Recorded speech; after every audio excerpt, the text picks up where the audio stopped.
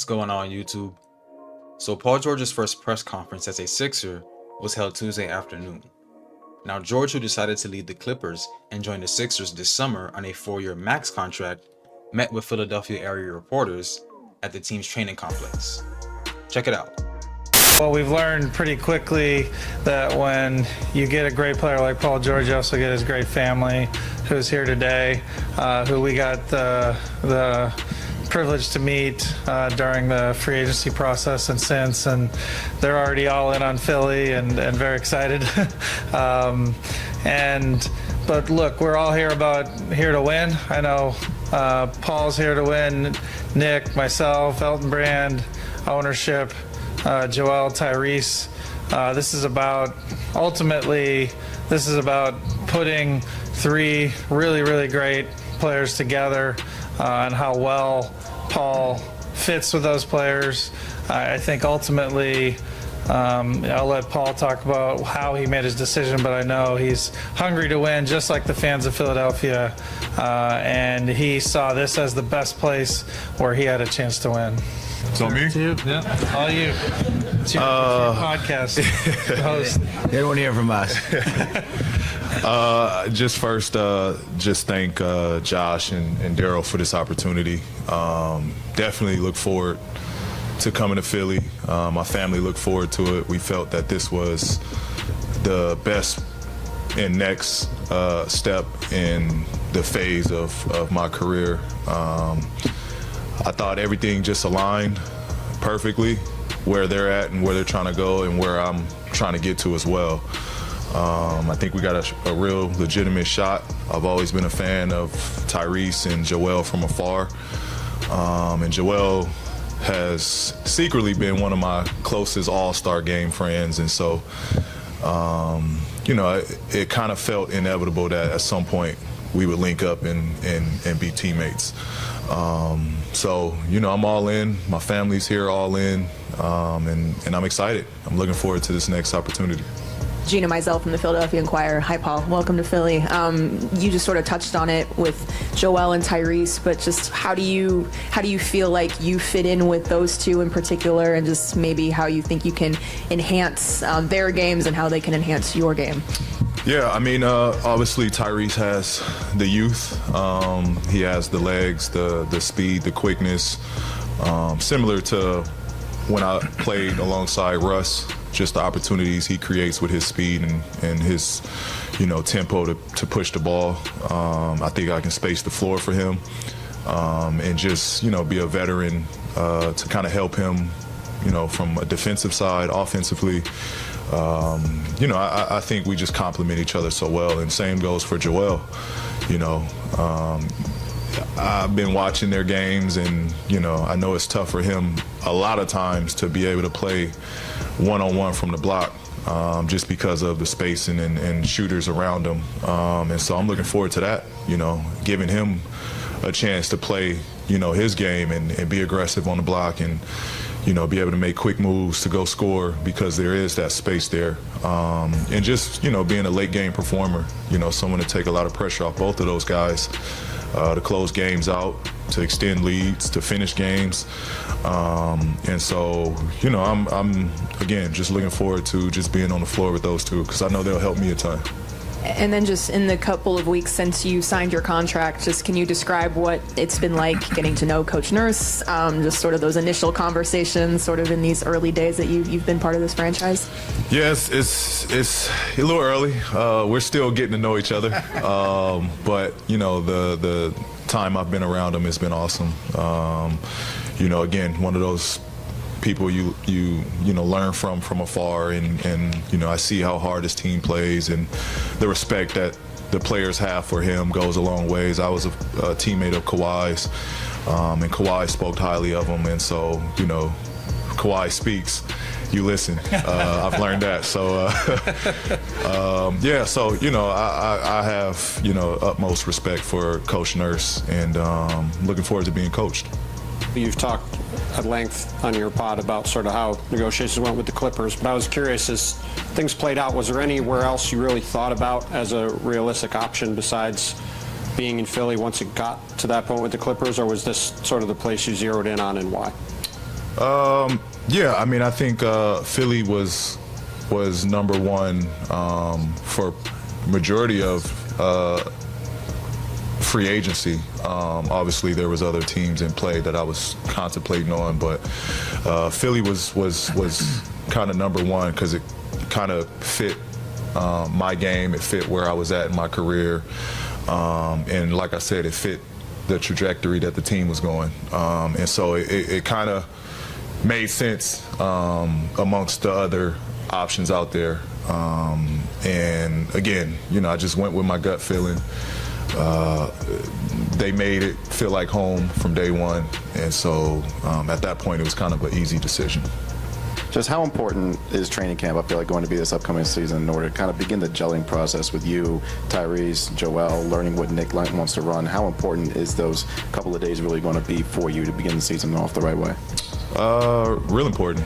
I think training camps in general are real important to start the season out because you want to kind of get on the same page. You want to gel. Everything you mentioned, you got to click, and you got to be on the same page to start the year out.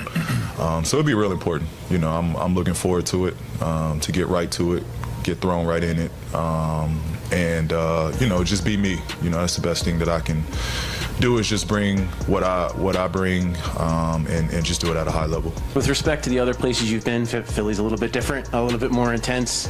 I know you've gotten a crash course on the city and everything that comes with it, but just what has it been like for you kind of adjusting to that, and are you kind of looking forward to the opportunity to kind of be in that sort of environment?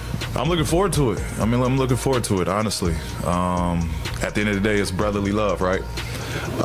So, I'm looking forward to it. I think pressure is good. I think intensity is good.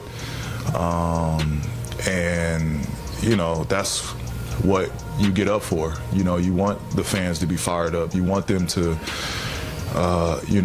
put that pressure on you to go out and perform and win games. That's our job. And so I'm looking forward to it, be as critical and as hard as you can. I think it's going to work out for myself and for the team. And so I'm looking forward to that. I'm not scared or shying away from that at any point, at any stage. That's what you look forward to. You've gone on deep playoff runs before. This organization hasn't been past the second round in 23 seasons. So what do you think are the keys to getting past that second round? And obviously you want to go deeper than that. I think for us it's just finishing healthy. You had to point that out. Yeah.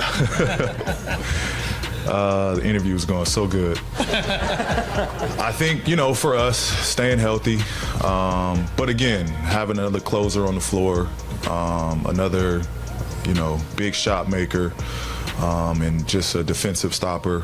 And I think just giving credit to the other guys that we have out there. I think we are a pretty deep and complete team outside of myself, Joel, and Tyrese. And so I think that should be, really what puts us over the hump. But again, it's more so just being there for those late game situations. I've been in, tough games, tough series. I know what that looks like, and kind of know how to keep a locker room together in those moments. And so, again, just using my leadership, what I've learned, and being around other guys to kind of help get us through those tough moments. You mentioned the secret all-star friendship with Joel to open the presser. I'm sure you know this. He's not exactly Mr. Social, keeps like kind of a close circle. So how did that relationship come about, and how involved was he throughout this summer, other than what we saw on NBA Countdown? It all started with the side eye. It was the side eye. Yeah, I kind of just got that read from him. I'm not much of a social guy in the all-star setting. I kind of keep to myself. And so randomly, he came to me and we just started talking, and this was all-stars, couple all-stars back. And then it got to a point where it was like, man, I look forward to talking to Joel this all-star weekend. And, the next all-star comes on, and here we are again, chopping it up. How's the kids? How's this? Congratulations on shoe deal. We just, over time, just built, a friendship. And, I think what kind of hit it home is, we had a conversation before these convos even started. We had a conversation, and, it's basically like, man, he opened up to me. I don't, have a lot of people I talk to. I this, I that. I keep to myself. But he was like, man, regardless of what goes on, I look at you as someone that, I want to be friends with for, a long part of my life. And that was deep to me, because, we knew each other, but, we didn't know each other on that level yet. And for him to just open up to me, it kind of just, it felt right. This is someone, obviously, that I get along with. We've spent a ton of time doing All-Star games. And so just at that point on, we kind of just built a stronger relationship to where it came to this summer. We talked, and, we kind of just had our ways of how this could work, what it looked like, us being out there together. And again, it just made sense. At the end of the day, it just made sense. We both were kind of at the same level of what we wanted out of it, and we felt we could have helped each other. And I think our relationship's pretty strong. You mentioned earlier that you picked number 8 based on the influence of Kobe Bryant. I was wondering if you could speak on his influence to you a bit and what you would like your legacy in Philadelphia to be by the time your time's here done. Yeah, obviously Kobe is Kobe. He's one of the reasons I picked up the basketball, being a Southern California kid, the biggest influence on me. And so, obviously 13 is retired, 24 is retired. And the number 8 has an importance to me, something that every day when I put that jersey on, I needed something to remind me to go out there and be the best player that I can be. And the number 8 just, fit perfectly. Him being someone that kind of grew up here as well in Philadelphia, it just kind of has so many meanings to me, and it just felt right to wear that number. And so that's just where the idea came from. And then from a legacy standpoint, obviously if we win and get past the second round, then we're on to something good. And hopefully it's a window that we can keep winning and winning at a high level and being successful. And so no better place to do it, to win in, than Philadelphia, to me, with the fan base, just the passion that goes into sports here in Philadelphia.